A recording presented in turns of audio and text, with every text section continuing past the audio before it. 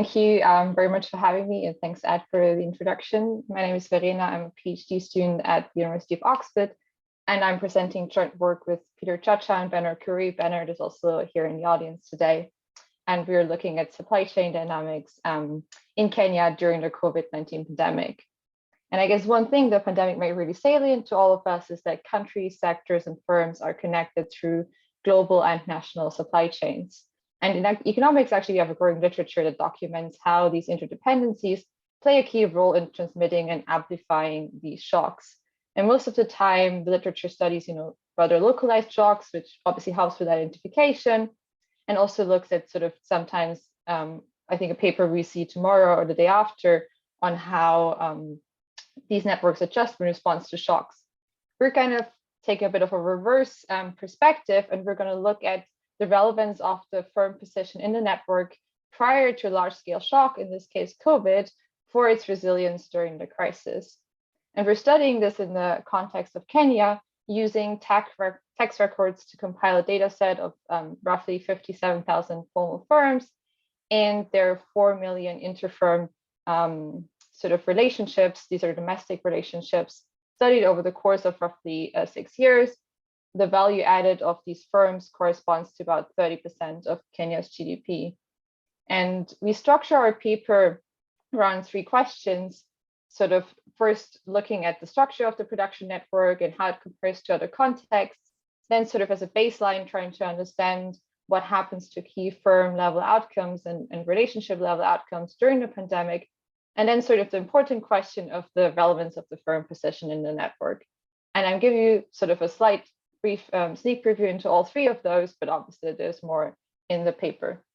So the first point, we sort of can broadly say that many of the structures we see in other contexts are resembled in Kenya's production network, looking, for example, at the in and out degree distribution, but also at this super well-documented stylized fact that the number of firm-to-firm linkages, which in most graphs you see here on the x-axis, correlates strongly and positively with firm size measured in terms of sales, what you see here on the y-axis.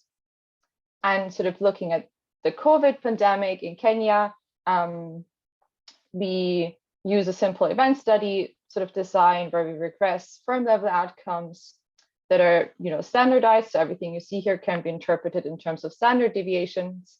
We regress those on firm fixed effects, but also non-fixed effects, and then obviously the dummies that we're interested in. So what you can see here, there's obviously this massive drop between March and April 2020, when the first case in Kenya was reported and the first restrictions were implemented.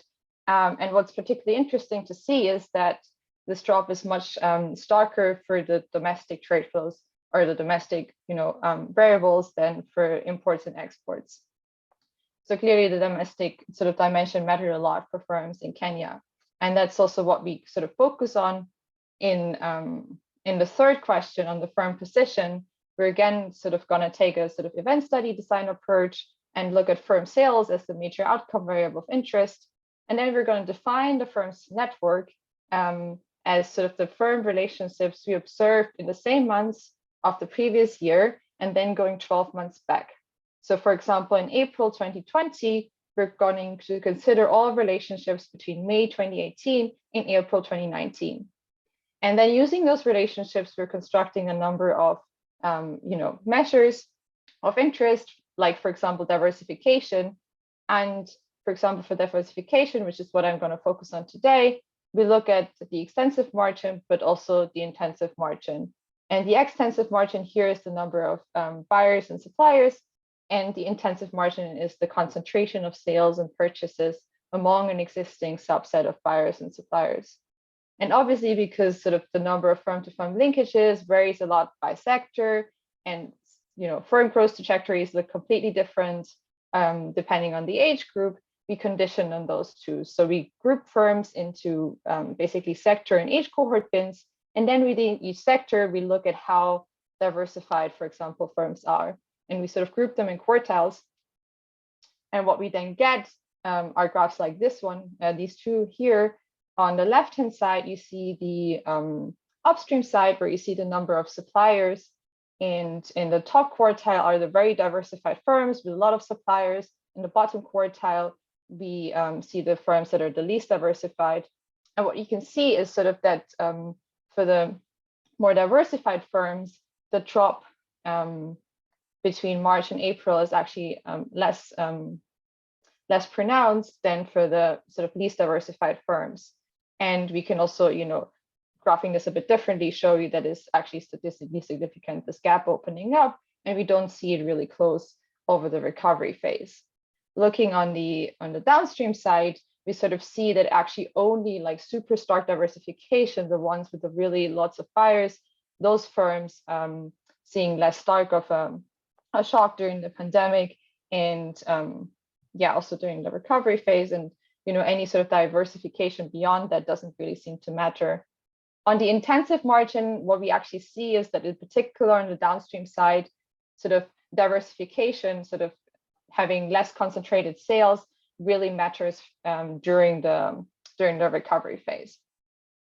So obviously this is still work in progress. So things we're currently considering or working on is that we kind of want to continue this exercise, but actually want to distinguish between the firm's sort of long run network of stable relationships and diversification in that network versus the sort of more short run network where firms are actually experimenting a lot more, and whether this dimension matters for resilience. And something else we're working on is that we kind of want to exploit heterogeneity and exposure to demand shocks, depending on sectors, and look at how firms adjusted their relationships in response to these demand shocks, and potentially then also cross this with the sort of question of the firm network position and how that matters for the pass-through of those shocks. But yeah, very much work in progress. So any comments are really, really welcome. Great, thank you very much, Verena. So if anyone has any questions, please feel free to raise your virtual hand. Meredith, do you want to ask your question first? Sure. Verena, could you, I mean, the fact that the international trade seems to be more resilient than the domestic trade is really interesting, and I guess not what my prior would have been. And I was just wondering if you could say a few more sentences about what you guys think is going on there or what that means. Mm-hmm. Yeah, no, it was also a surprise to us, and it's actually is indeed super interesting. I think on the export side in particular, it's fairly sort of more straightforward to explain, because the sectors where Kenyan firms are exporting a lot are also the ones that are less hit by COVID. Sort of horticulture export, vegetable exports to Saudi Arabia obviously were up. Tea was really stable, so a lot of that is driving the export side. But I think on both the import and the export sort of dimension, what's also going on is that firms have more sort of fixed contracts. They're trying to really keep those relationships more. Most of the firms are bigger, more resilient from the get-go, have the financial resources. So I think just having a very different subset of firms that engages in supply chains plays a key role. And we sort of also see that if we compute like the general exposure of the firm to international markets and group firms by their exposure, and we see those firms behaving quite differently. Wiedemann?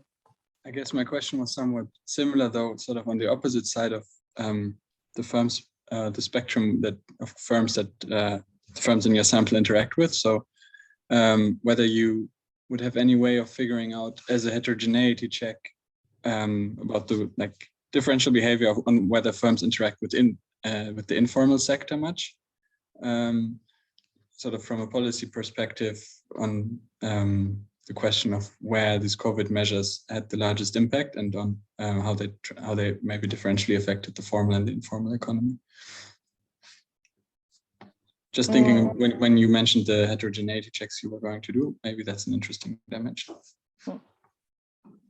Yeah, we don't really see the informal firms obviously in the data set because these are tax-paying firms. What we see their sales to non-registered parties, which in most cases is, final demand households, but could also be in informal firms. When we compare different sales categories, so selling within the network, selling to registered parties, or which is then often government, or selling to the non-registered ones, we don't see a sort of a differential sort of drop, which is also surprising. We kind of thought maybe the firms that are, you know, selling to households were hit the hardest, but we actually see a really kind of uniform response. Unfortunately, we can't trace out the difference between sort of the firms selling to households versus the firms, you know, engaging with the informal sector. Really, that's unfortunately a data constraint we face. And Cynthia? Yeah, I was just, and I'm sure you've looked into this and probably just, you know, didn't have time, obviously, to talk about this here. I guess I was curious about, you know, basically what predicts quartiles of diversification, and, you know, how highly diversified firms differ from less diversified households. That would just be, I think, interesting to understand. You know, I guess that kind of, you know, it's a parallel to Meredith's question about, you know, the difference between the firms that participate in import-export and otherwise. And then I guess relatedly, and this also may be something that you've already thought about, just with the kind of data that you have, I wonder if you've considered kind of looking at, you know, shocks to diversification. And you know, something like, if 6 months before COVID hit, if one of my partners went out of business, you know, and that, you know, if I only had 4 to start with and one goes out of business, you know, I'm suddenly less diversified. If you know, if that might give you some kind of interesting variation to exploit, but it's really interesting. Thanks. Cool. Yeah, the second aspect is something actually we haven't thought about at all. That's a really interesting point. Definitely do need to think about that. Thanks a lot. Yeah, on the prediction of the quartiles, yeah, there's definitely more that we kind of need to do, but sort of in general, what we found was like the most sort of key dimensions were age and sector, which is why we condition on them. Conditioning on more then just makes the, you know, the cells really, really tiny at some point. That's why we don't go for more. But yeah, I think we should probably have a summary table where we, you know, correlate it with sort of other kinds of factors. Was there anything in particular you had in mind that you found interesting? I mean, I think, yeah, I think age is a natural one that you're already, you know, but yeah, I just imagine that, you know, a firm that's you know, new and you know, getting started, you know, might have fewer connect. Yeah, so you know, that's one that you've already dealt with. But yeah, I guess if there were other, and you know, this is more difficult, but you know, some proxies were, you know, more versus less, you know, productive, or you know, just you know, trying to estimate something about value added, or you know, things like that. Yeah, no, definitely we'll add that. Thank you. Thank you very much, Verena. I think there's only 20 seconds or so left on the clock. So I think we'll be migrating back to the main room soon. Thanks, everyone.